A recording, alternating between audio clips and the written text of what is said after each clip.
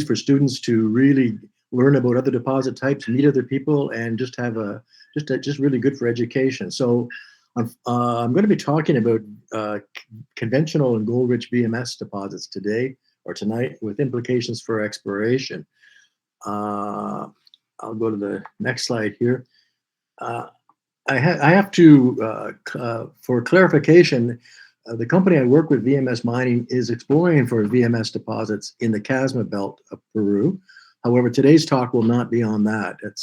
Well, I'm going to focus more of an academic presentation. I'm going to introduce VMS deposits, provide an overview of what I would call conventional VMS deposits, the ones you would read about in most papers. Then I would look at an overview of gold enrichment processes and models and gold-rich VMS deposits. And then I would look at a greenfields and brownfield exploration criteria. That's the plan. Some economic considerations first. VMS deposits are polymetallic, base, precious, and critical elements. They contain a variety of different elements, which makes them very versatile, and they survive well with uncertain metal markets, because you often have gold, silver, copper, zinc. You can have indium, selenium. There's different elements that come from these deposits, making them very valuable. They have a small footprint, meaning they're easy to overlook and difficult to discover, but also they don't require a lot of infrastructure.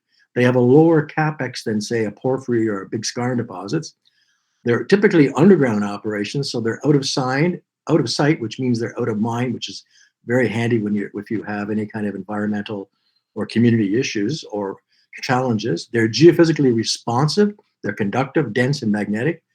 There's a very good exploration model for them, and they occur in clusters to form VMS districts, which can be very large, 100 million tons or in excess of 100 million tons. So they're a very appealing target, especially in uncertain times. Okay, they are, by definition, VMS are volcanogenic mass sulfide deposits, but they're also called volcanic associated and volcanic hosted massive sulfides. These deposits are syngenetic, stratabound, and in part stratiform accumulations of sulfide minerals that formed at or immediately below the seafloor. They occur throughout time. They occur in the Archean, and they occur on the modern seafloor. They are a product of an evolved seawater-dominated subseafloor that formed in spatial, temporal, and genetic association with contemporaneous volcanism and magmatism. There is an overlap in some characteristics with epithermal and SEDEX deposits. So all of you have heard about black smoker deposits, I'm sure, and on the modern seafloor, they are the modern analogs and have provided much information on how these deposits actually formed and the processes involved. Okay, deposit scale features. This is a very idealized cartoon. I don't know of any VMS deposit that looks quite like this.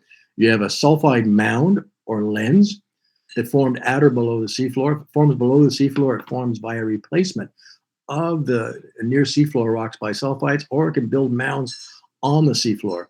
The underlain vertically by an upflow zone. That upflow zone is typically along a synvolcanic structure, and this is where you have where the solutions reach the seafloor, cool very quickly, and deposit their metals. But at the same time, they fracture and brecciate the footwall rocks due to fluid overpressure processes, and you produce a stringer or stockwork zone that can be very metal rich. Many VMS deposits, 20 to 30%, sometimes 50% of the ore is mined from the stockwork zones. They're typically zoned from a copper-rich core to the mass sulfide lens, going to a more zinc and lead-rich margins and top. And the interior of the stringer zone is typically more copper-rich and more zinc-rich towards the outer margin. They occur at the seafloor. They form during hiatus in volcanism, and that hiatus in volcanism is often marked by fine-grained sediments, argillites, or volcaniclastic rocks, and that we call that the ore interval. That's what you're looking for. You're looking for a mineralized ore interval within a volcanic sedimentary succession. Sediments can be in the hanging wall, they can be in the footwall, but more typically, if volcanics in the footwall, sediments in the hanging wall. The massive sulfide lens itself is very massive. This is an example from the typical core of a massive sulfide here, from the Flin Flon deposit in 777 deposit in Flin Flon. That whole face ran about 22% copper. Here it's chalcopyrite, pyrrhotite with a bit of magnetite. Underlain, this is a good photograph from that pyrite belt showing a spectacular stringer zone, stockwork zone, somewhere about here in the diagram, in pillow lavas that have been brecciated and fractured. I know you can see the blue cobalt for the copper minerals. And then you see, in some places, you have shales in the footwall and the hanging wall. Here we see good stringer zones within the shales and even chloride alteration. Very rare to see that, actually. Chloride alteration of argillite sediments, because the sediments are typically non-reactive. But this would be very typical of the stringer mineralization. And the stringer zone is typically more copper rich. Okay, they've been classified in various different different ways, from metal content to tectonic setting. But the most commonly used one now is a lithostratigraphic classification. And there are 5 basic types. Bimodal mafic, this is where the volcanic succession is dominantly mafic volcanics. This would be typical of ocean supersubduction environments. Example would be the Lau Basin and many greenstone belts and Precambrian shields. Mafic or ophelitic would be oceanic back arc. These would be Algane mafic, dominantly mafic lavas, typical of back arcs and some mid-ocean ridges. Examples would be Cyprus and Oman, although there are no mid-ocean ridges preserved in the ancient rock record. Politic mafic is just the same as the mafic, except you've had voluminous sedimentation, pelagic sedimentation with sitting on top that produce sediments on top of the volcanic rocks. And here we have deposits like the Beshi deposits, Windy Craggy in Canada. Bimodal felsic are ocean continent supersubduction zones. Typical examples would be the Croco deposits in Japan. And siliciclastic felsic, this would be ocean, continental margin, continental back arc. And here you have volcanics, typically felsic, overlain by continental-derived sediments. An example would be the Bathurst Camp in Canada and the Pyrite Belt in Spain and Portugal. So that's the basic classification scheme for these deposits, very much driven by the rock types that are associated with it. You can see they're both mafic and felsic host rocks, and sediments can be a significant portion of the volcano-sedimentary sequence and can host some deposits, especially in the siliciclastic felsics, politic mafic, and also to a lesser extent in the bimodal mafic deposits. One of the key processes and one of the of VMS formation is rifting and extension. VMS deposits form in rifts. They form in zones of extension, and they form during episodic rifting of oceanic and continental arcs, forearcs, and in back arc extensional regimes. They also form along mid-ocean ridges, but then those mid-ocean ridges are not preserved in the geological record. So when you have extension and rifting of an arc, as shown in the upper diagram, you have crustal thinning as the crust extends. That results in mantle upwelling. That results in partial melting due to depressurization of the mantle melt, which produces mafic magmas, mantle-derived, which then erupt to the surface. But at the same time, you melt the lower crust, which is typically hydrated volcanics or crustal rocks, and you produce a felsic melt. That gives you the bimodal volcanism, which is so typical of rifted arcs. It's not the progressive differentiation sequence you go from basalt through to andesite, through dacite to rhyolite you see in subduction zones. This is bimodal, 2 end members, mafic and felsic. And the really cool thing about this in extensional, when you extend an arc, when you have extension of an arc during rifting, so subduction stops, you can have slab rollback, extension of the back arc, you produce the rift, you produce the VMS deposits, and then within a million years, it can close again, you can go back to subduction, and you can superimpose porphyry and epithermal deposits onto previous arc rocks that contain VMS mineralization, making them very difficult to distinguish sometimes whether the alteration you're looking at is related to the VMS deposit or to epithermal or porphyry deposits. And so you get a superposition of different ore types and volcanic products and magmatic affinities when you start rifting arcs. And that's one of the key, that's one of the neat features of these deposits. The other thing I would stress is these deposits form when the rocks form. So they have seen all the deformation, the whole deformation history of the volcanic belt. And so they are deformed, typically deformed. And that can make exploration even more challenging. This is the general model, and it's a model that's been around for many years now, and it's being changed. This is a model showing a cross section through a hypothetical volcanic pile, a zone of extension. So this would be the extended part. The crust would be thinning in this general area, and it's marking the major rift. This would be this vertical distance here could be anywhere from 1 to 3 kilometers. This horizontal distance could be anywhere from 5 to 10 kilometers. But it's an idealized cartoon. And the basic components of this system are a heat source. These are the subvolcanic intrusions that come into the volcanic pile. These are the intrusive equivalent of the magma chambers that fed the volcanism at surface. So these would be melts derived from the mantle through depressurization, melting, and melting of the crust to produce the felsic rocks. They would form the subvolcanic intrusion. That subvolcanic seawater, cold seawater, then convects down, is heated, and reacts with the volcanic rocks in this high temperature reaction zone.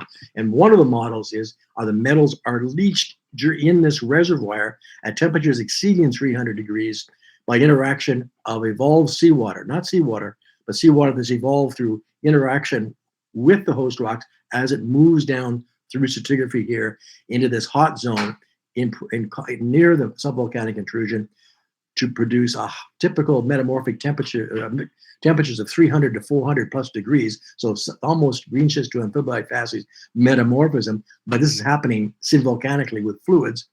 This can liberate metals, and these metals then escape periodically along synvolcanic faults. These synvolcanic faults are the extensional faults. They're the faults that allowed extension. They provide magma conduits and they provide fluid conduits. Hence, you see the association of VMS deposits with proximal volcanic vent areas. And so so I just talked about the reaction zone, and now we're moving into I'll skip that one, and we'll go to the discharge zone. Those are the synvolcanic faults that allow these reactive fluids here in the reaction zone to move up to surface to form the VMS deposit. There's often a reservoir cap, which could be sediments or could be different types of alteration, like sissification, which tend to seal this and allow you to reach these high temperatures. And then at the seafloor, you have the precipitation site where you deposit the metals due to very rapid cooling. You're looking at fluids that are on the modern seafloor. On the cruises I've been on, we've measured fluid temperatures up to 418 degrees on the modern seafloor. So these are very hot fluids in many cases. Reaching the seafloor, they cool, they interact with seawater, which is at about 3 degrees to 4 degrees Celsius, and that just drops the metals out to produce the massive sulfide deposit on the seafloor. However, some of the metals escape, and those metals escape into the plumes here, and they can cause metal enrichment in sediments that mark the hiatus in volcanism, or volcanic classic rocks that mark the hiatus in volcanism as a deposit are forming. So this is the main parts of the system. The gist of this whole model is the metals are derived from the reaction zone here through leaching of evolved seawater with hot volcanic rocks at high temperatures. Metals also are interpreted to come possibly from the subvolcanic intrusions themselves. Both two possible sources focused along discharge zones, synvolcanic structures precipitated at the seafloor with some hydrothermal escape. This whole thing is happening within 3 kilometers. So we think of it as a very near surface convective system.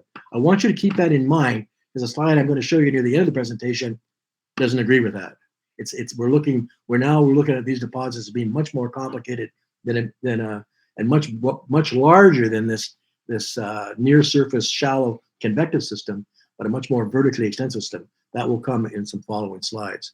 So I'm going to go through this presentation just to show you some details of the subvolcanic intrusion, because this is very important. I'm going to look at the alteration associated with the VMS deposits at surface here, the conventional VMS deposits, and then look at some of the zone refining processes and metal accumulation processes that produce the lens here. So we're going to look at this part of the system first: heat source, the subvolcanic intrusion, this alteration, the proximal alteration in the upflow zone with the VMS deposit, and then the VMS deposit itself. These are typical tunnelitic intrusions: tunnelite, trondhjemite, diorite, gabbro intrusions. The K feldspar is noticeably absent. These are albite to oligoclase bearing intrusions. They're very quartz rich. They contain a little bit of biotite, a little bit of amphibole, but they are not potassium granites. These are rocks that are the product of the partial melting of primarily mafic volcanic rocks, the crust that's been hydrated due to mantle underplating to produce subvolcanic intrusion. So this is the felsic component, and this would have composition identical to the rhyolites erupted at surface. This would be what's left of the mafic phases, these gabbro phases, diorite phases here, sitting in the tonalite. because many of some of the earliest phases of the intrusions are more gabbroic or tonolytic, and they are gabbroic or diuretic, and they get eaten up and displaced by the tonalite, leaving the xenoliths as the remnants. So this is kind of the model. This is again the extension zone, the rift. You're looking here, that convective model would be in this upper 2 or 3 kilometers that I just showed you. However, the rift would extend down possibly to 15, 20 kilometers. This is where you have the mantle decompression, whereas it upwells in the zone of extension to produce the mafic melts, partial melting of the crust to produce the felsic melts, and these collectively move to surface to produce numerous dikes and intrusions at various levels. And this higher level here would be the subvolcanic intrusion near in the near surface environment in the model I just showed you. And this just shows you the sequence of events from early mafic magmas here in blue to more felsic magmas in yellow, and they dominate the outer part of the sequence, almost removing or destroying the early mafic components. And that would be the xenolith-rich tonalite intrusion I showed you the picture of. The mafic phases, these early mafic phases, have morb or alkaline affinities if they're coming through continental crust. They have morb to primitive arc tholiatic compositions if they're coming through oceanic crust. And so these are the sort of the heat engine that drives the convective system, along with the high geothermal gradient associated with extension and rifting. They're also a potential metal source and becoming more and more recognized as a as a possible metal source based on most current research. An example of here is a Cote Lake deposit. But this is a subvolcanic intrusion here. This is the tonalitic phase in pink. The blue is the gabbro, the diuretic phase shown here. It's the earlier phase. You can see it's been displaced and by the tonalite. We find pieces of the diorite within the tonalite. These are the felsic volcanic piles, which are the age equivalent of this. This is the intrusive equivalent of those felsic and mafic volcanics here. The mafic volcanics being the extrusive equivalent of the diorite, the felsic volcanics being the extrusive equivalent of the tonalite. And here we see 2 deposits, the Cote deposit and the Gosselin. This is the open pit design. The Cote deposit contains 10 million ounces of gold at about 0.87 grams per ton gold, and the Gosselin contains another 10 million ounces gold. One of the key features of the subvolcanic intrusions is they contain porphyry style copper gold mineralization. Most of the time they're subeconomic to non-economic. However, in a few cases like this one and 2 other cases I can think of, Chibougamau is one of them, that we see economic copper gold deposits within the subvolcanic intrusion. So this would be like this would be like a subsea floor, if you like, porphyry type of system. Whoop, go back here. Now look at the alteration. The most typical alteration you see in the VMS deposits in the near surface, regardless of rock type. It could be a basalt or rhyolite in the footwall. You would have, there's the massive sulfide lens idealized. The yellow is sericitic alteration. The light green is chlorite. The dark green is iron-rich chlorite. The light green is magnesium-rich chlorite. What you see here is a typical zoned alteration from a sericitic outer margin to a more chloritic core with a very iron-rich chlorite interior. And these are the chemical gains and losses. In the sericite zone, you always add potassium, and you would totally remove all the calcium and sodium. In the chloride zone, you add magnesium and iron and remove silica. In the iron chloride zone, you add iron and remove everything else. When you get into the chloride core here, you're looking at rocks that have 25% silica. They're essentially massive chlorite. It's a monomineralic rock. And this is an example of what the rocks would look like. Here we're on the very fringe of the sericite zone. This is basalt. Showing here, you have stringers of pyrite and sphalerite. And you can see the buff coloration of the sphalerite here, and the yellow is the light color here is the sericite. So this is the very margin of the sericite alteration. And you can see the basalt still has a good texture. These are all feldspar microlites and phenocrysts that are preserved. They haven't broken down yet. In these sericite zones, they have. So as you move in here to the interior part of the sericite zone, the basalts are now totally sericitized, as shown here. All the feldspars are replaced by quartz and sericite. Now you can see the overprinting of a pyrrhotite chalcopyrite vein with a chlorite envelope superimposed on that. The sericite is first, followed by overprinting chlorite. And in the core of the zone here, we have the iron-rich chlorite. You see spectacular, massive chalcopyrite stringers here, well over 20% copper, sitting in highly chloratized rocks. So this would be an example of a chlorite sericite zone where the basalt, where you had commonly flows in the footwall, either basalt flows or rhyolite flows. When you have volcaniclastic rocks, you get a much broader sericite zone as shown here. Again, this the yellow is the sericite, the green is the chlorite. Here there's no magnesium chloride, it's more iron-rich chlorite. This hashed pattern represents a zone of silicification. The zone is very broad because the rocks are much more porous, and the upwell of the fluids moving up through here can extend out into the permeable lithologies in the near surface environment and produce a very large alteration zone in a lateral extent, as shown by this diagram here. Whereas in flows, the alteration zone was much more constrained, as shown here. This is just an example of sericitized felsic volcanic rocks here, and in the core of the zone here, where you see strongly silicified and sericitized stringer mineralization within this central zone here of the sericite. So that's the typical alteration you see in conventional VMS deposit. There's also carbonate in some deposits, I don't have time to discuss today, and other alteration, but those are the main types. If we now look at the deposits themselves, what's really cool about one of the many cool things about VMS deposits, this is an idealized massive sulfide lens. The stringer zone here, the massive sulfide lens here, is this pronounced zoning.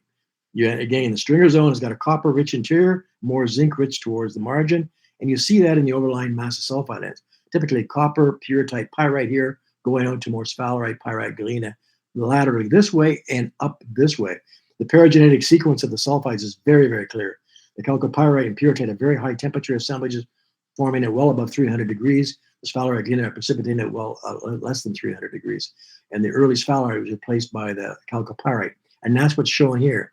As the system begins to form, the first stage is mainly low temperature, 200 degrees, 250. The initial sulfide lens is mainly zinc rich. The stringer zone will contain zinc, but some copper. As the system begins to seal itself through self-sealing processes or under an impermeable barrier like shales, these fluids can then reach the seafloor at a higher temperature, above 300 degrees. You begin to form good copper stringers, and you replace the early sphalerite by chalcopyrite. And what that does is the zinc that was in here, it is now chalcopyrite, is moved out here. So it's added out here. So you're essentially increasing the concentration of zinc peripheral to the copper core as this copper core grows. So essentially zone refining produces grade. If you don't have zone refining, you don't get grade. If this thing goes to completion at very high temperatures, you can get magnetite in the core of this, but that's not that common. So this is the pattern you see: early sphalerite pyrite, later chalcopyrite pyrite pyrite, and in that temporal vent. And the zone refining is very important to produce grade. Without that, without the zone refining, you'd have very low grade zinc deposits. The other key thing about this is when you look at the average grade of VMS deposits, the grades are misleading because you're averaging the zinc rich ore and the copper rich ore, the zinc lead rich ore and the copper rich ore. And what you're doing is one is diluting the other.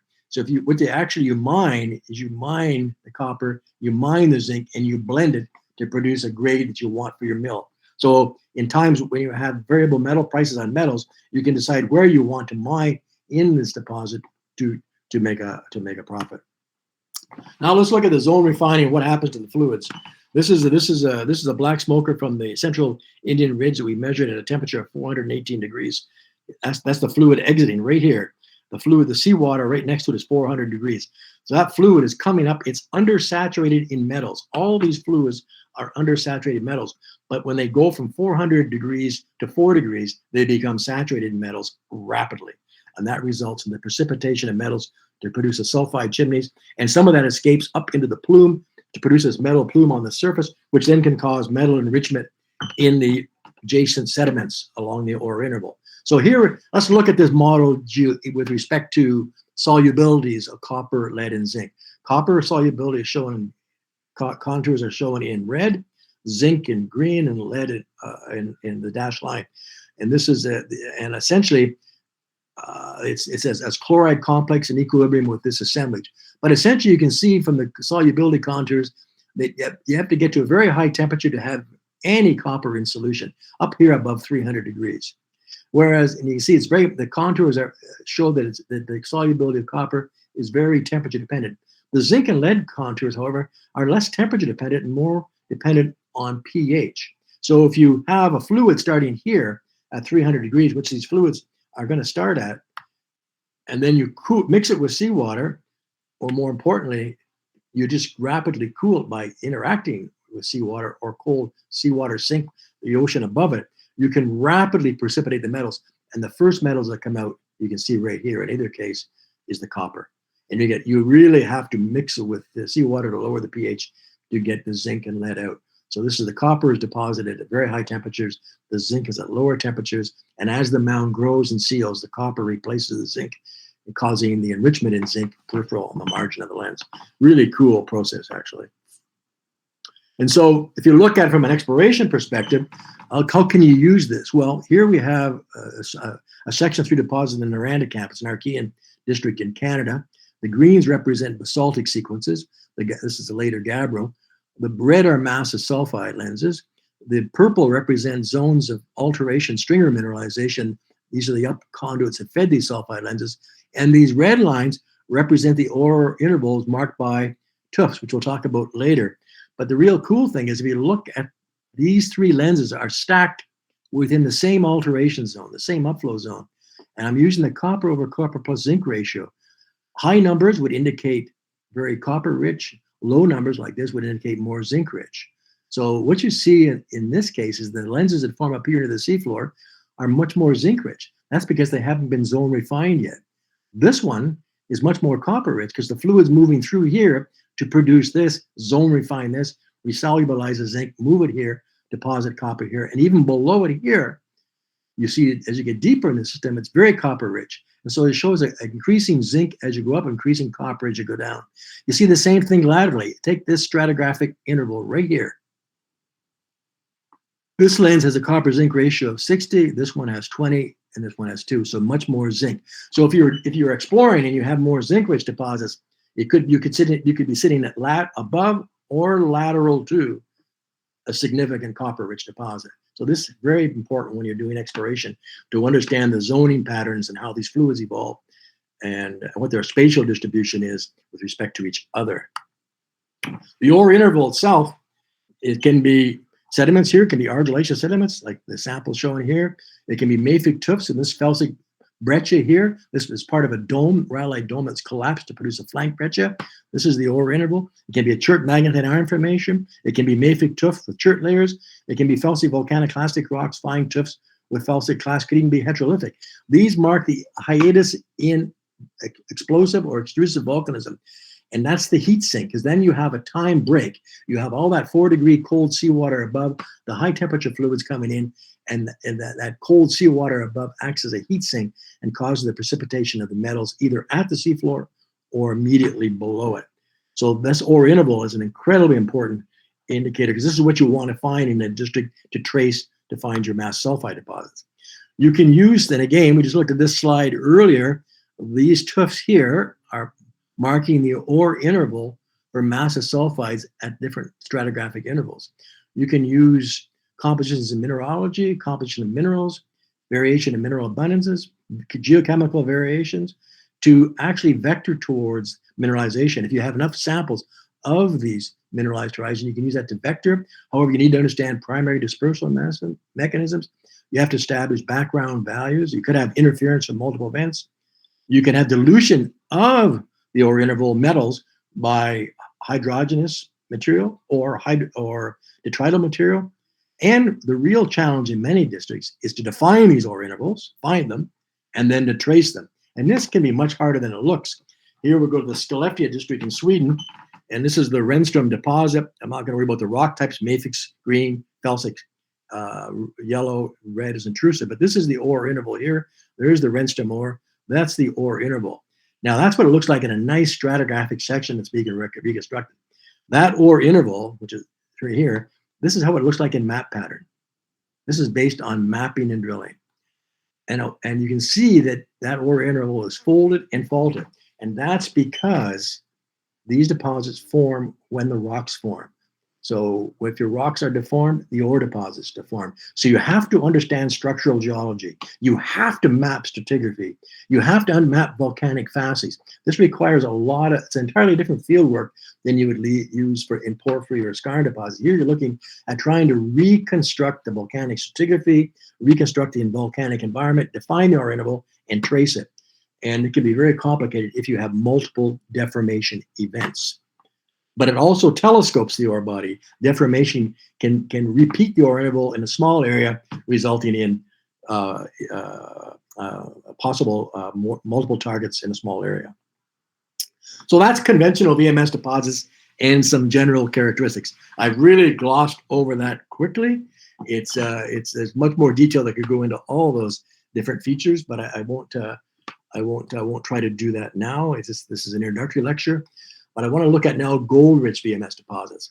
And this is gold deposit types. This is after Dubé et al., and it's inferred crustal levels of formation.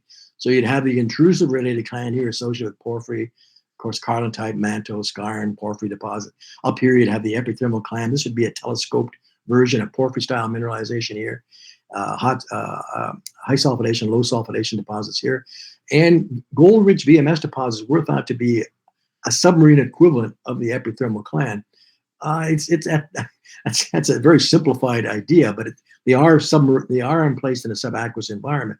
But these two deposit types are very, very similar. One subaerial, one submarine. And we're going to look at the gold-rich VMS deposits next. So what is a gold-rich VMS deposit? Well, there are several definitions. The one that's most used is based on the actual gold content and the amount of gold in a deposit. This is based on 513 deposits globally. It was done by Patrick Mercier-Langevin and team. But essentially, he's divided it into gold-rich, auriferous, anomalous, VMS deposits, and typically in gray here, the conventional VMS deposit. Based on statistics, he's used a 3.46 gram cutoff here to mark this horizontal line, and he's used 31 tons of gold here to mark this line. So if you have grades of greater than 3.46 gram per tons, and you contain more than 31 tons of gold in your deposit, you're gold rich. And that would be, what we're going to talk about here would be Boliden and Horn up H here. If you're in this regime, you'd have gold deposits that had greater than 3.46 average grade gold per ton, but had less than 31 tons of gold. And over here, you'd have, again, much lower grades. And that's where you'd put things like the Cote Lake deposit, but you have huge lower grades, but you have large tonnage of low-grade gold, which tend to be mined. That would be the anomalous. So gold-rich, auriferous, and anomalous. I just refer to them all as gold-enriched. And these would be the conventional deposits that contain less than 3.46 grams per ton and less than 31 tons per gold. But these are statistical subdivisions. If you remove those neat little barriers there and you look at the data, just the data itself, you're hard-pressed to put a line anywhere in here. And that's important because these were defined based on the grade and the amount of gold. But when you look at the actual gold content and grades of VMS deposits in these 513 deposits, they're essentially a scatter. There is no demarcation here. And that tells me that there probably is no single fundamental process separating these two, that the gold-rich VMS deposits are linked very closely to the conventional VMS deposits, except for perhaps the introduction of magmatic fluids, which we'll talk about in shortly. So how do we get VMS gold enrichment? Well, there are various ways. This is the C here in blue. This is the volcanic stratigraphy. This would be our convective system we've talked about earlier. You could have boiling in the system here. If you have if a high temperature fluid is ascending here, they boil, they cool, they deposit the metals. You can get gold rapidly deposit. That will cause gold enriched zones, but it won't increase the overall gold content of the system unless you boil all the metals off. Zone refining also will increase the gold grades, but it doesn't increase the gold content of the fluid. Geodynamic setting, it doesn't seem to have a bearing on it. Gold overprint, some deposits may have been overprinted by younger gold deposits. That's been proposed for some deposits, but has been essentially ruled out in many.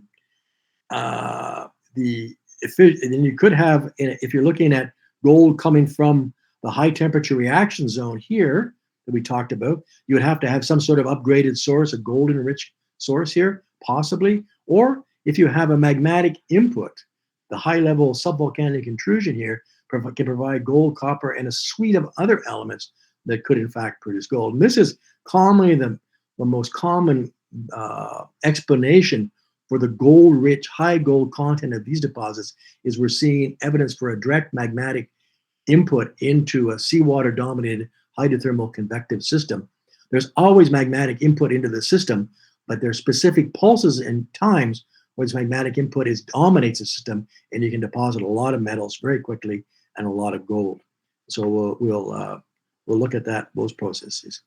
For VMS gold associations, there's a copper gold association, a gold zinc association, and the copper gold association. You typically have chlorite salicylate alteration, or you can have advanced argillic alteration. The same for the copper gold zinc association, but you don't typically have the advanced argillic alteration.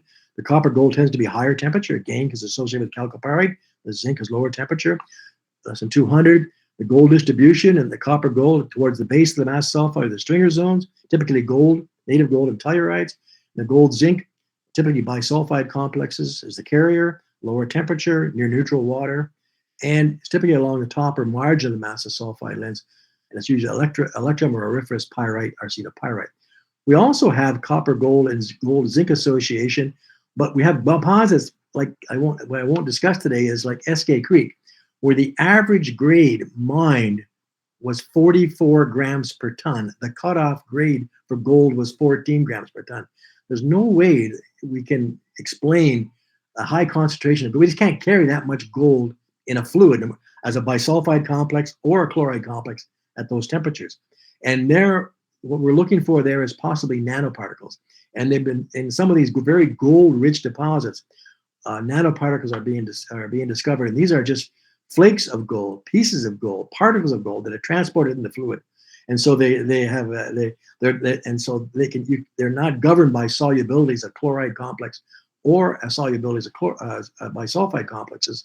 They're just particulate matters, and you can produce incredible gold grades in that type of scenario. So evidence for magmatic input into VMS hydrothermal systems. There's many. We have the associated subvolcanic intrusions with the porphyry-style copper-gold mineralization, which is right in the volcanic stratigraphy below these deposits. We have advanced argillic alteration in many of these deposits, which means very low pH fluids, usually 1 or 2 pH, which is typical of magmatic fluids. We have melt inclusions in phenocrysts, and these melt inclusions record high levels of metals in the pre-erupted magma, indicating there was a metal-rich fluid at the time of placement of these intrusions. We have magmatic trace element signatures, as shown here.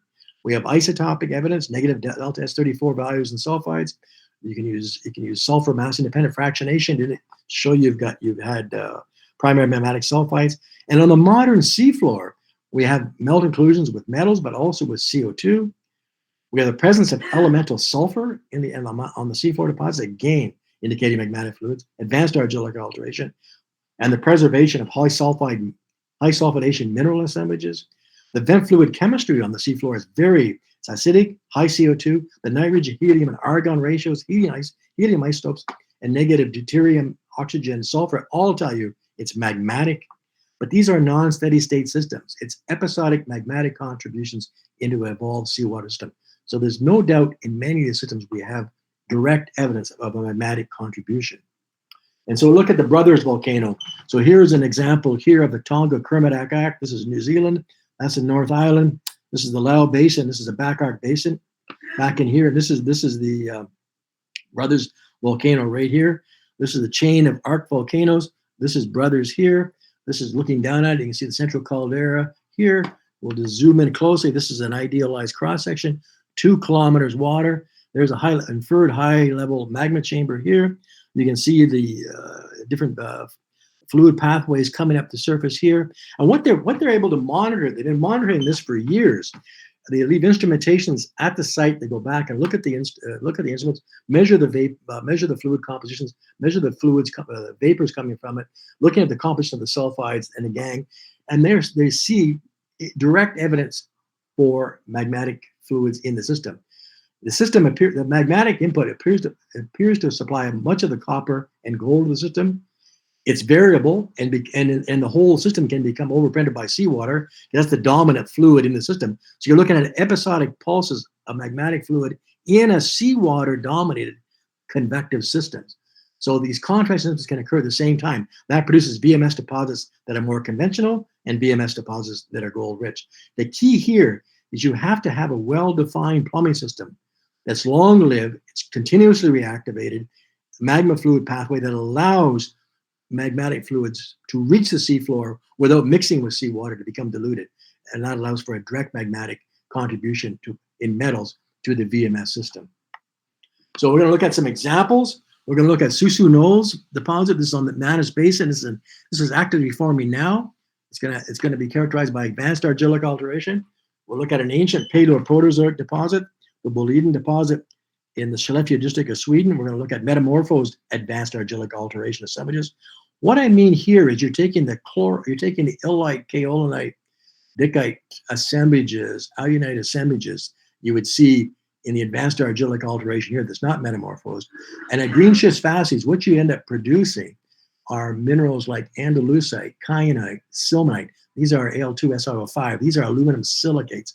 Topaz, that's with fluorine added. And so you produce garnet. These are metamorphic minerals that are produced because of our metamorphic equivalents of advanced argillic alteration. And then we look at the horn mine down here, where it's typically sericite and chlorite. But all of these are gold-rich VMS deposits. So let's go back to the modern seafloor, where there's no doubt about where we are in the tectonic setting. This was the brothers. I find it here. I should have done this. Sorry. This is the brothers seamount here. We just looked at that. We come up through the Lau Basin here. We move the North Fiji Basin, Woodlark Basin, and then we come up to the Central Manus Basin up here. And here we have different VMS deposits, Pac Manus, Desmos, and we have Susu Knolls. So we'll zoom in on that. So this is the Manus Basin. The Bismarck Sea is here. This is the Manus Basin. This is New Ireland here, New Hanover here. These are major transcostal structures. We'll talk about these in a minute. These are mid-ocean ridge spreading centers here. And these have all got conventional VMS deposits. All these are conventional VMS deposits, except here. Solera 1 and 2, right here, right next to this transcostal structure, right where you have a good plumbing system. This is where you have the gold-rich deposit. And it's only 80 kilometers from the island of Lahire here, where you have the Lahire mine. Okay, so you got an intrusion-related, if you like, porphyry epithermal type system here, and you've got a VMS system here, very, very gold-rich. Another transcrustal structure through here.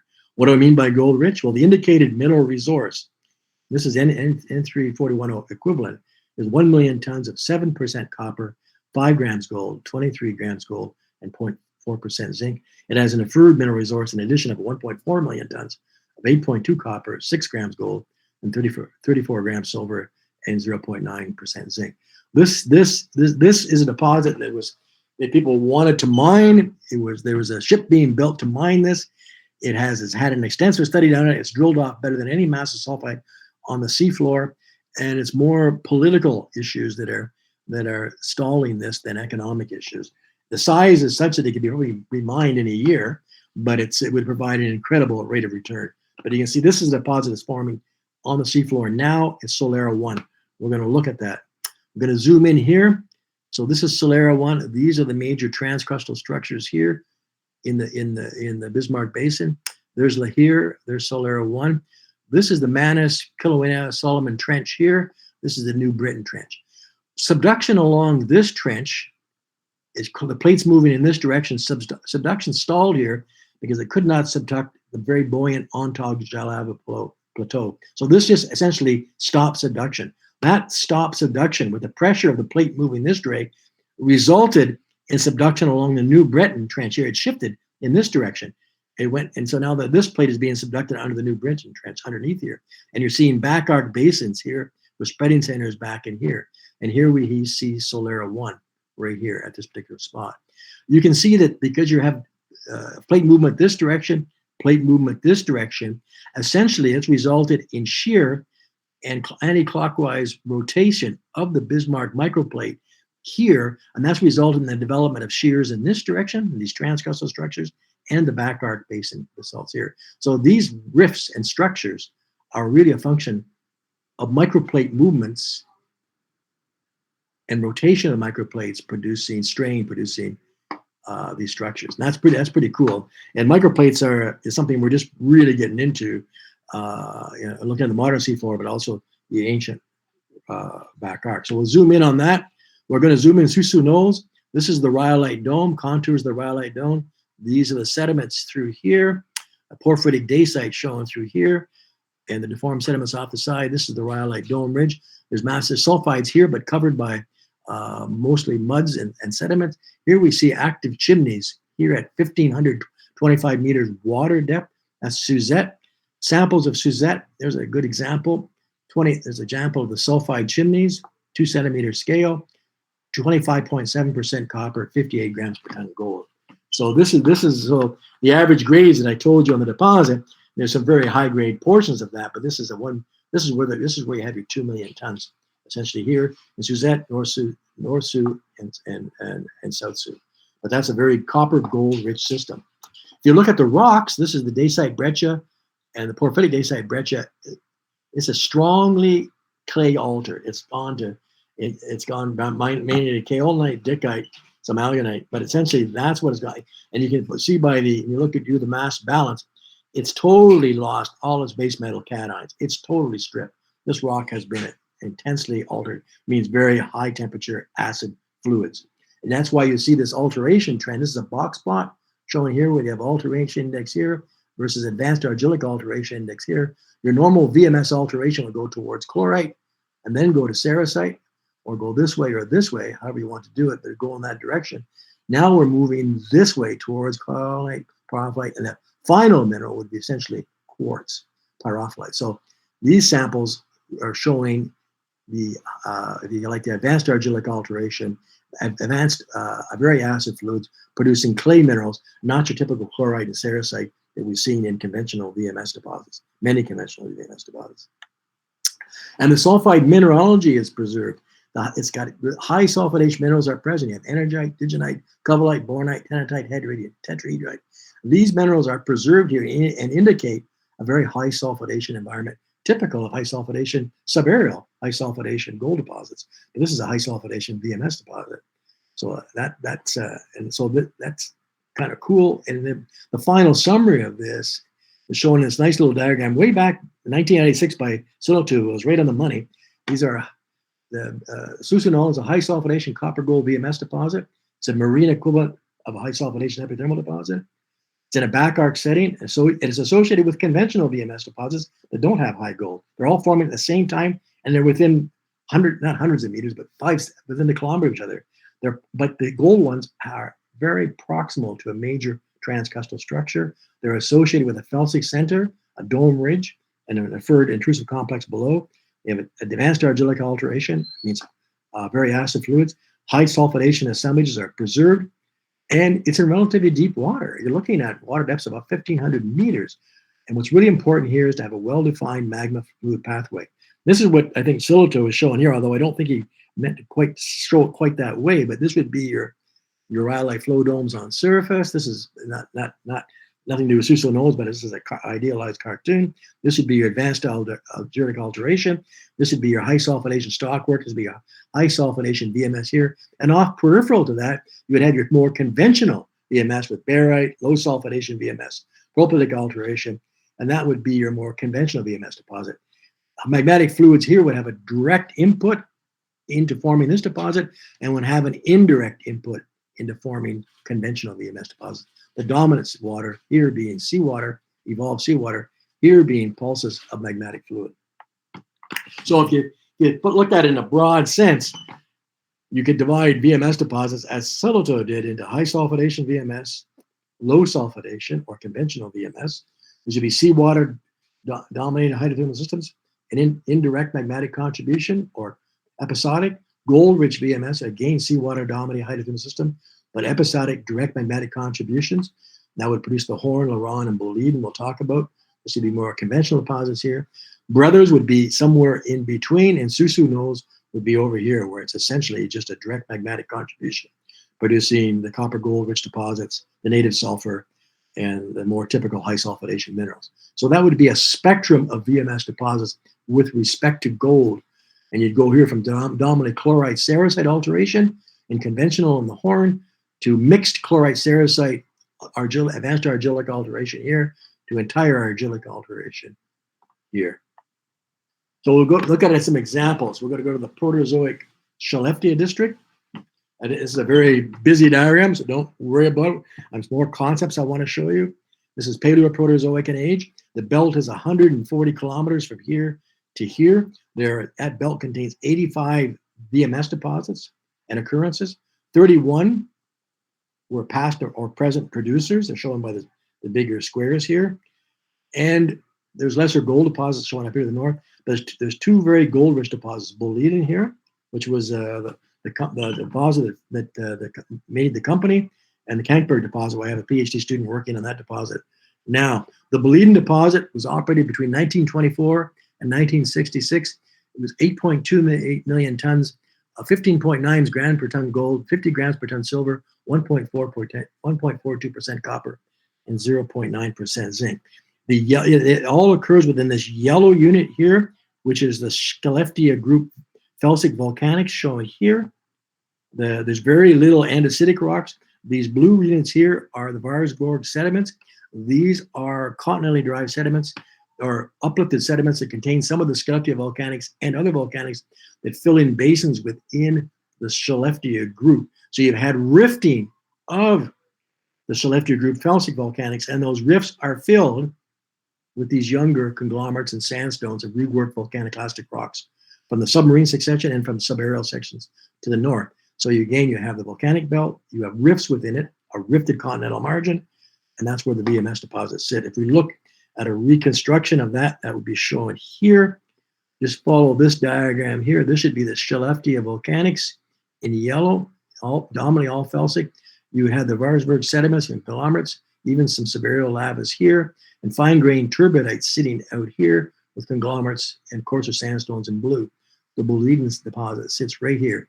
Part of the deposit sits within sediments, part of the deposit sits within the volcanics, and it occurs along a major structure here, which is attributed to be a major growth fault here during essential rifting and extension of this basin, uplift, sedimentation coming in, and the deposits forming right there at that particular time along a major transcrustal structure.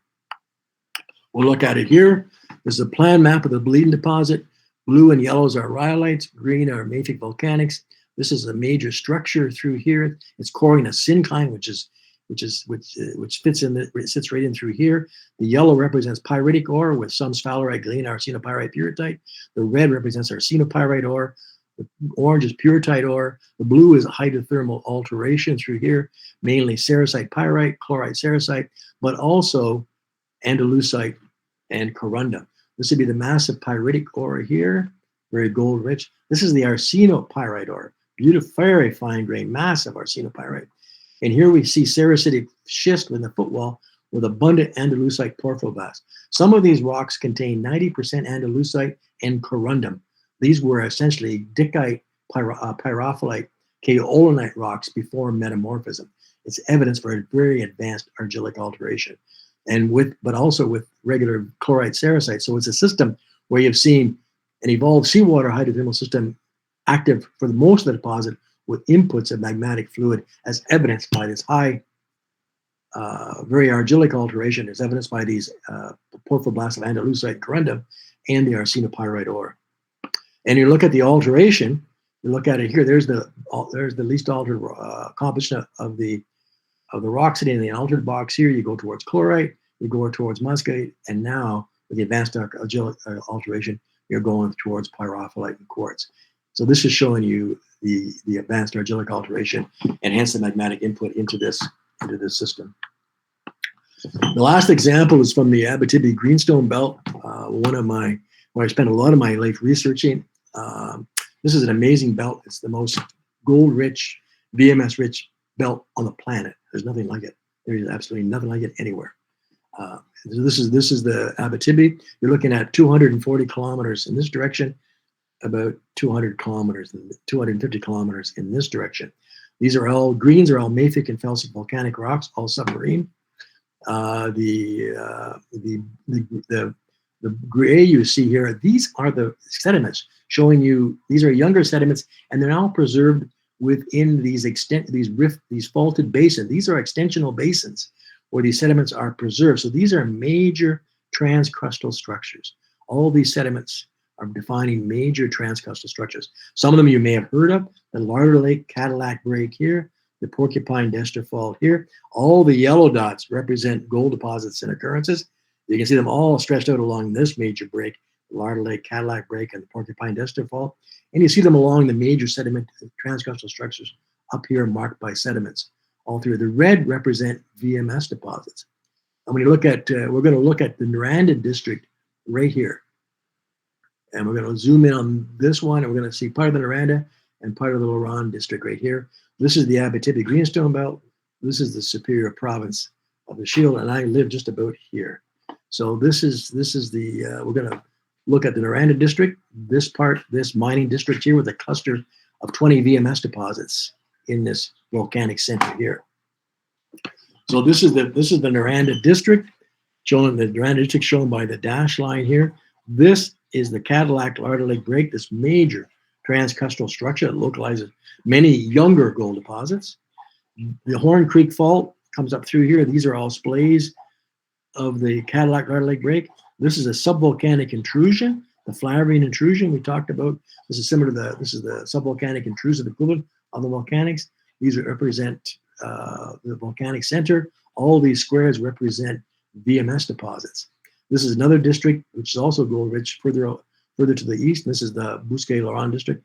I won't talk about that. I just want to focus on this. This is about 20 by about 25 kilometers in size through here. They just take the felsic volcanics like that. So we're going to zoom in on that. We're going to look at this sort. We're going to look at this core area right here. The deposit I want to look at is the Horn and Quemont deposits right there. So this is the detailed geology. The yellows represent felsic volcanics, the greens mafic volcanics. These represent subvolcanic, synvolcanic intrusions, the tonalite diorite complexes. This color of pink, these represent younger granites that are unrelated to VMS, and these represent cyanites. So we see numerous VMS deposits by these half-colored boxes through here. There's 20 of them. The Horn and Quemont deposits sit right here. And this is the Horn Creek Fault, comes up through here. And that Horn Creek Fault comes down here and joins with the Cadillac Larder Lake Break, which comes up through here, which marks that major transcrustal structure. The Flavian Powell Pluton can be divided into many phases. You can see here, it's all been mapped out beautifully. Tonalitic phases, gabbro phases, a major dike swarm through here. It's a major zone of extension. And the Horn deposit, the Quemont deposit sit right in here. So we're going to have a look at that. But this intrudes, the Flavian and Powell Pluton also contain the Don Ruan copper, moly, gold, tungsten mineralization here, and the St. Jude breccias here is a copper, moly, gold. Again, porphyry style mineralization within this intrusion, below stratigraphically below VMS deposits. These intrusions are coming into the pile. Stratigraphy is younging in this general directions, so this represents the base of the sequence and younger strata up here. So we're going to look at the Horn and Quemont deposit right there, and that's where they sit. There's Quemont. It's a surface projection of the ore body. That's a surface projection of the Horn. The Horn is vertically dipping, so this extends for almost, I got to use it in feet because it's in feet. It's an old mine. It's 8,000 feet of the ore body extends for like 8,000 feet vertically. The Quemont ore body is dipping 45 degrees in this general direction. So there's a structure in through here. That's the Horn Creek Fault that we talked about. So the Horn deposit was 53 million tons of 2.2 copper, 0.17 zinc, and 6 grams gold and 13 grams silver. The Quemont was 13.8 million tons of 1.32 copper, 2.44 zinc, almost 5.59 grams per ton gold, and 30 grams silver. So between these two deposits, you can put within a 1.5 kilometer diameter circle, you have 14 million ounces of VMS gold, plus copper, plus zinc.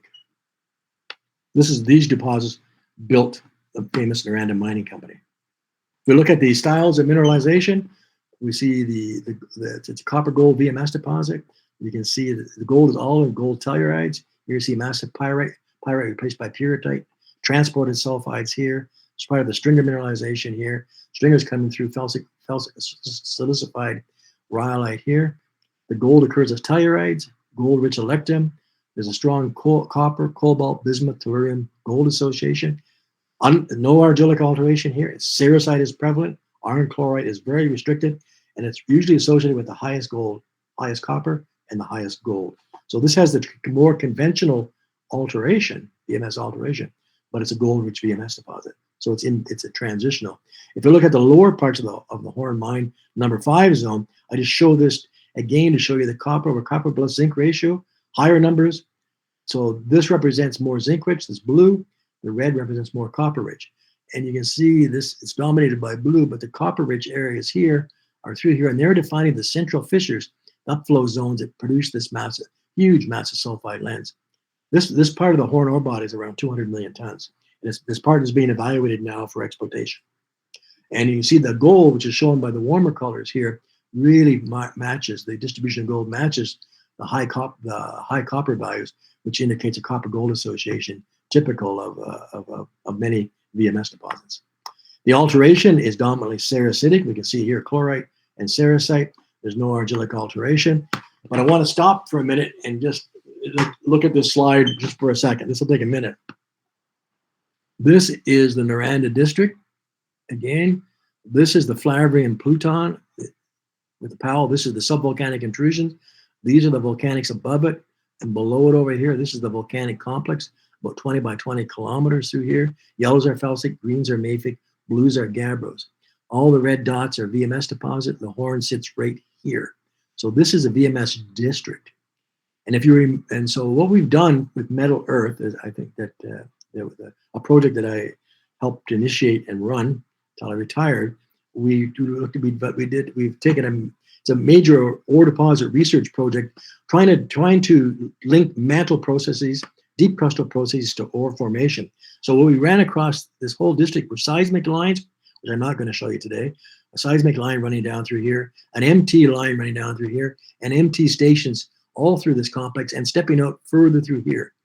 So what we wanted to do with the MT was to build a model showing areas of more conductive rocks. And that's what this shows here. What we're looking at here is based on the MT is our most conductive zones within the lower crust. Now look at the scale, 0, 10, 20, 30, 40 kilometers, okay? This is the Flavarine Powell Pluton here. There's the Cadillac Larder Lake Break. This is the Porcupine Dester Fault. That structure is this one. This structure is this one. There's the sediments. Here are the sediments again in the Drift Basin. There's the Flavarine Pluton. And you can see down here you have, in mid-crustal levels, almost to the mantle, you have major fluid magma pathways marked by higher conductivity. And these fingers coming up from that are leading up to the surface to VMS deposits we see along these major synvolcanic faults.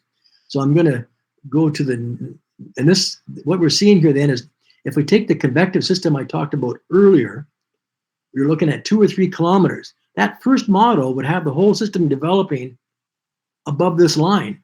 What we're seeing now, this is the only image anywhere of a VMS magmatic or a VMS magmatic hydrothermal system that we can see in 3 dimensions.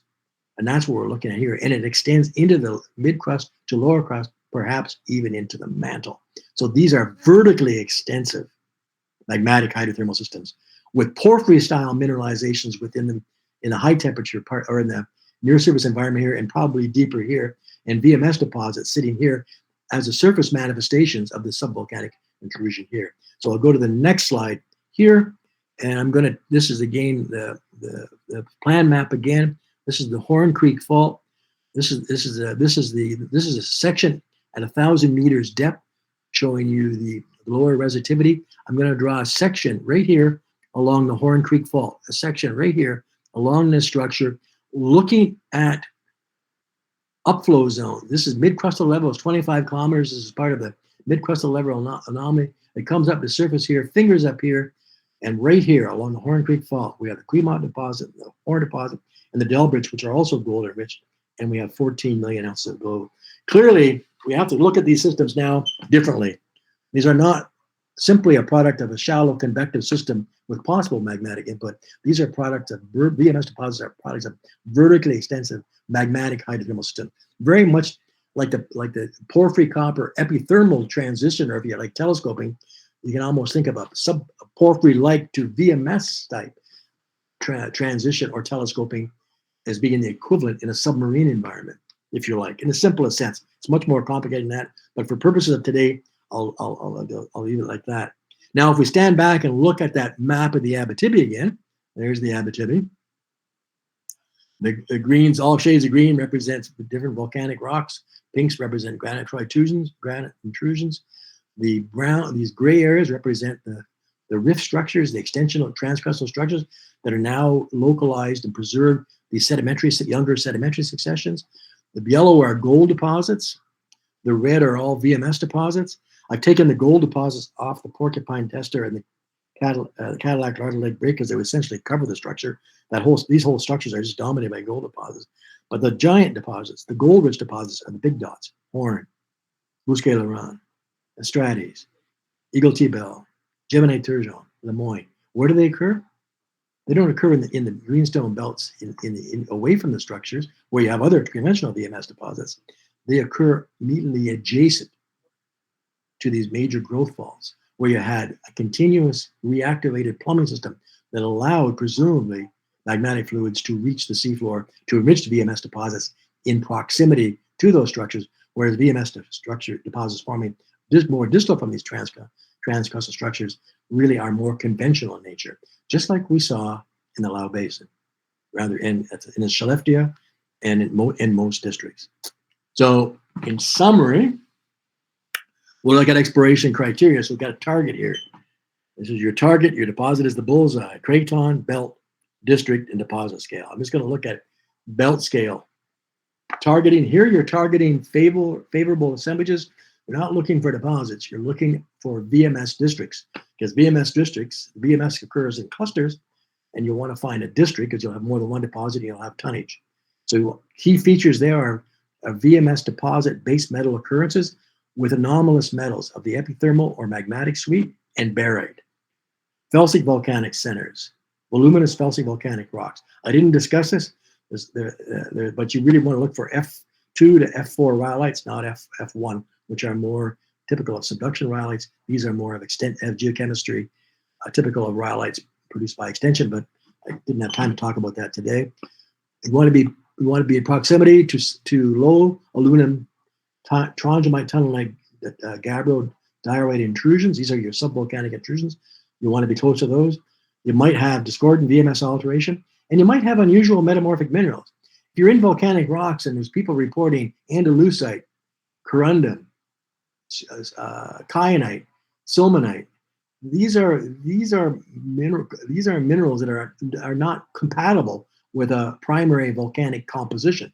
They require that volcanic composition to be altered by advanced argillic alteration and then metamorphosed. So you really want to look for unusual metamorphic minerals. And cordite, I think minerals like cordite, the same thing. You're looking for mafic rocks that are thoroughly to transitional mafic volcanic rocks, some with arc-like geochemistry to more geochemistry. You're looking for rocks that are very juvenile. There you get into things like hafnium, neodymium isotopes, but you're looking for rocks that really have not interacted much with the crust, but have come directly from the mantle or from melted crustal rocks. You want to be proximal transcrustal structures. These can be marked by linear sedimentary belts and in greenstone belts, often by chematites. And of course, you're using geophysical anomalies. If we move into the district scale, which is here, it's just a scale difference. You're looking at now stratigraphically localized base and precious metal occurrence. You want to see if your occurrences and your mineralization or alteration fall along particular stratigraphic intervals or former deposits. You want stratigraphic and structural complexity. That means you're in a volcanic center because you have rapid changes in facies and rapid changes in unit thicknesses, causing you many headaches in mapping, but telling you you're in a proximal volcanic environment, which is favorable. You want to look for thickened, airly restricted felsic volcaniclastic rocks indicating basins or localized coherent flows. You want to find numerous intrusions, sills, dikes, and that are cutting the stratigraphy, indicating old fissures, synvolcanic intrusion. You want to be proximal and above. You want to be stratigraphically above the subvolcanic intrusion. You're looking for evidence of discordant VMS alteration of the types we just discussed. And now you're looking for the ore interval, the hiatus in volcanism. This is the intervolcanic sediment, the bedded tuff chert, information that needs to be traced. That's where your deposit is going to be localized along that hiatus within the volcanic sequence. And again, you want to be proximal to transcustal structure. And of course, at this stage, you're going to use electromagnetic techniques, ideal because these are conductive ore bodies. They conduct, so you want to use EM. They're dense, you can use gravity. Resistivity, because they're surrounded often by disseminated sulfides. They have low resistivity, and quite often they're associated with puritites, they have mag. So these are all features you could use to target there. And that's it. Gracias. Thank you for your attention, and I'll take any questions.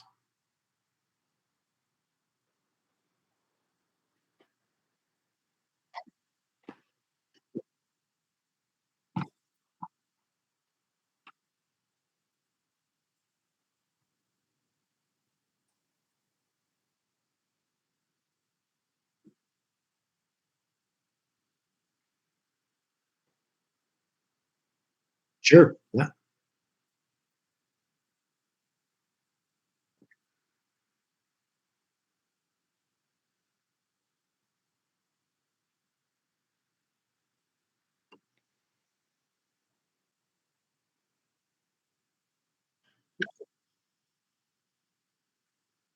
Okay.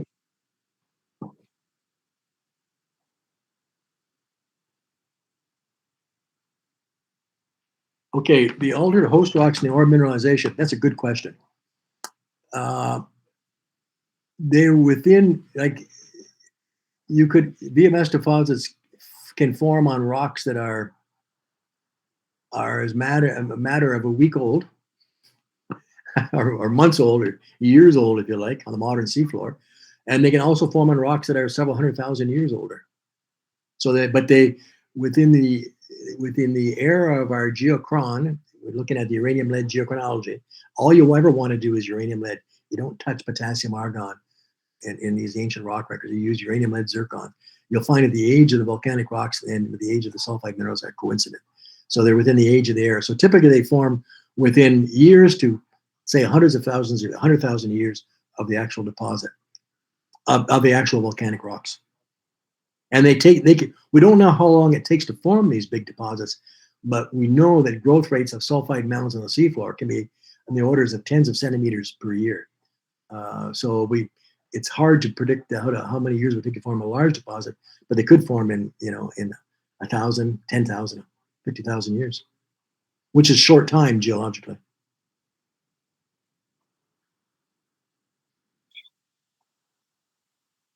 And that's why these are very important. You recognize that these form with the rocks. So when you're looking at VMS deposits, they've seen all the deformation and the metamorphism those rocks have seen. So you have to take that into consideration when you look at what the effects of that may be on the morphology of the deposits and their distribution. Okay.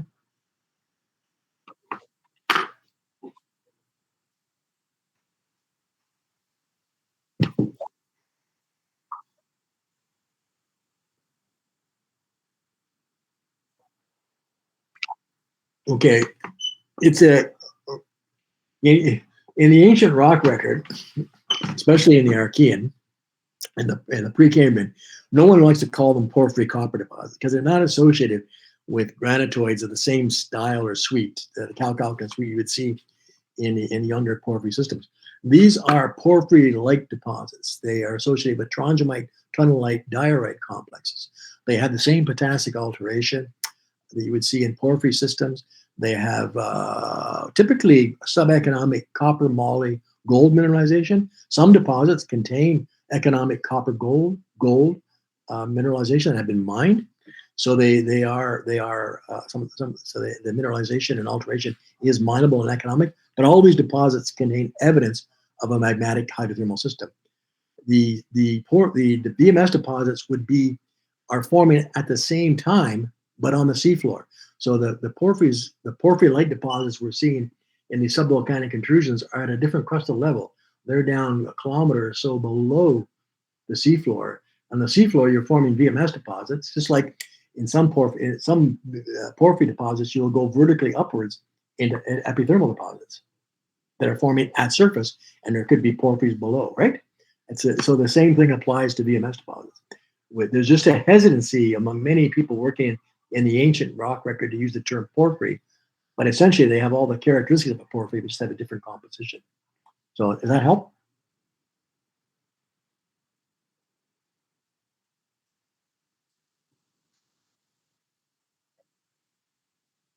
Okay.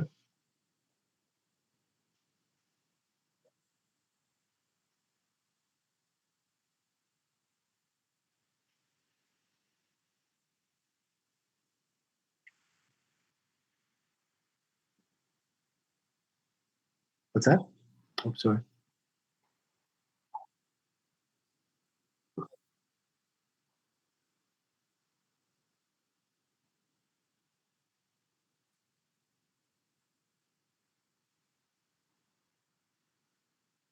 Say it again, please. Mhm. Yeah, absolutely. Yeah. If you're looking at if there is like in some of these microplates we're seeing now, these are forming because of rotation of the microplates, and you're getting shear and you're getting transpressional structures. So yeah, you can. But the main thing is you have an extensional basin. But in many arcs, you're just essentially you're looking at extension due to slab rollback, and you're getting extension and just pure extension superimposed on a subduction environment. But yeah, polar basins, yes.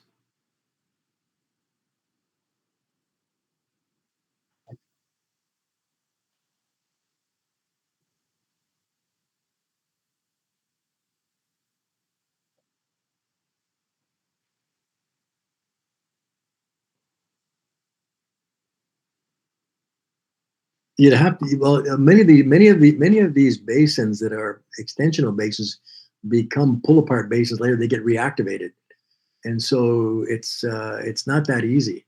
It's not that easy to tell.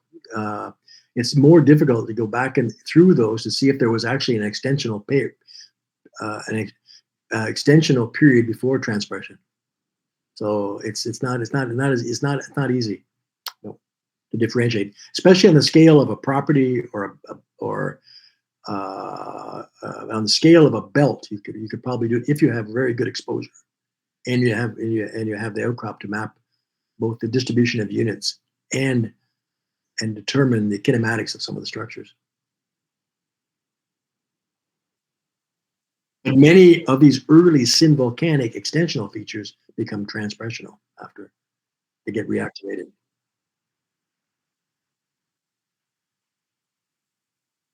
No problem.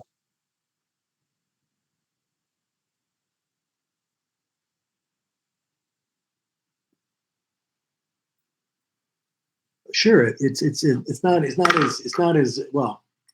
This is not a that's a good question, because the normal green schist facies assemblage of a basalt would be chlorite, epidote, albite, oligocene, quartz, right?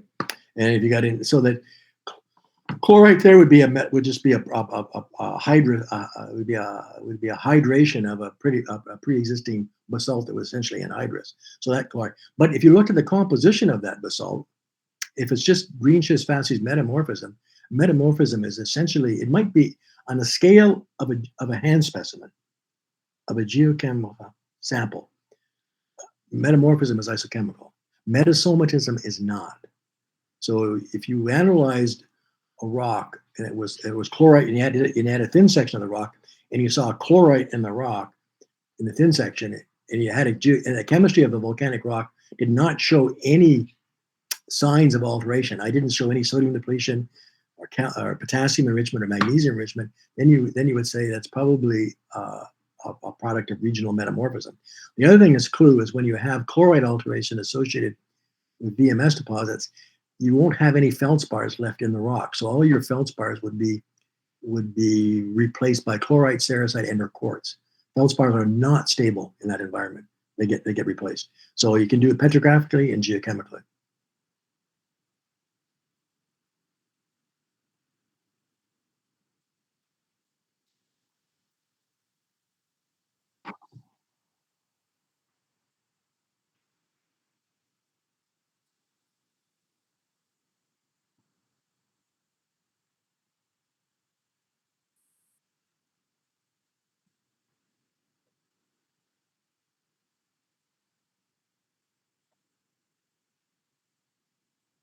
The exploration strategies are very similar. The exploration strategies I gave you were more for gold-rich VMS deposits, but they're very similar to VMS deposits. Yeah, the big difference is proximity to transcrustal structures. Can you repeat the question about geochemistry again? I'm not sure I understood what the question was. Please repeat.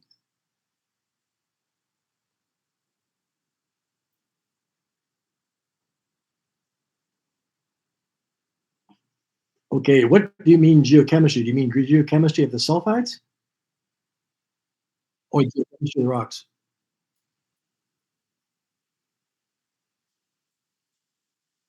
Well, the geochemical signature of the sulfides would be one where you would have elevated gold, obviously. Because that defines gold rich. You'd have elevated silver.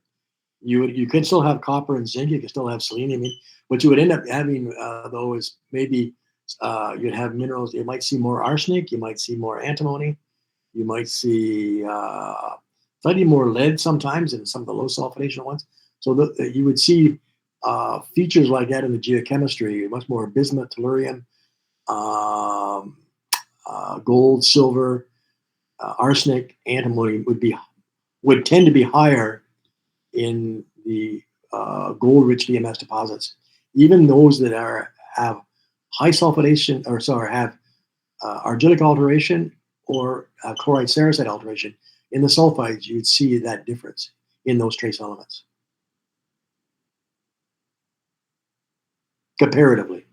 Yeah.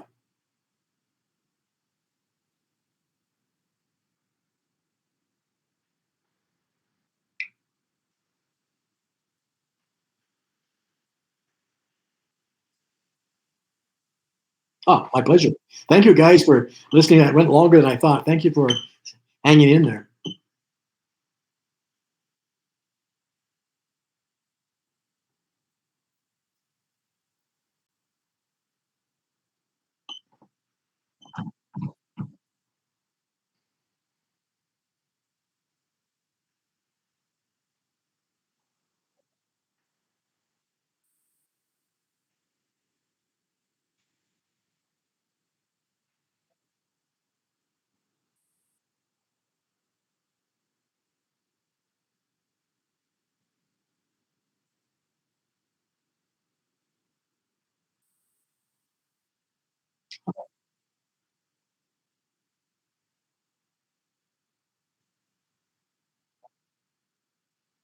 Ah, perfect.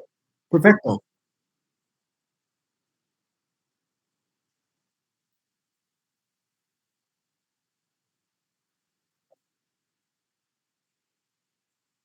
My pleasure. And thank you for the invitation. And I hope I can do this presentation one day in Spanish. Thank you. Muchas gracias. Okay. Buenas noches, amigos. Okay. Salud.